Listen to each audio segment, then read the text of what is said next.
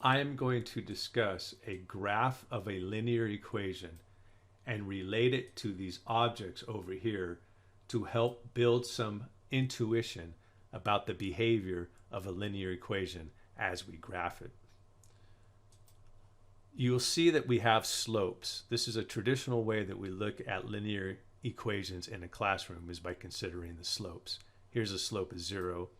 Here's a slope of 1, gets steeper. Here's a slope of 2, even steeper. Here's a slope of 3, even steeper. So what I'm going to do is I'm going to consider this in a different way by looking at these objects over here. In this linear equation, I have 3 times x. This means I'm going to have sets of 3.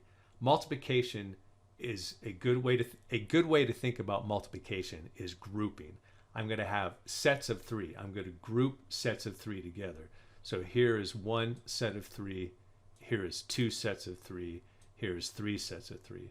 So the multiplication means that I will add in sets of 3. I will keep grouping together sets of 3. Now I also have this plus 1 here. That just means that when I start with no sets at all, I start with 1. I will always have this 1 extra as I increase the sets of 3. So here's 1 with no sets of 3. Here is a total of 4 because now I have 1 set of 3 plus 1 extra. Next, I will do 2 sets of 3. So 2 sets of 3 comes out to be 6, plus the 1 extra is 7 total.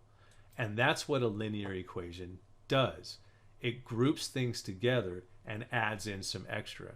So as I increase my slope, I will increase the groups that I will run through.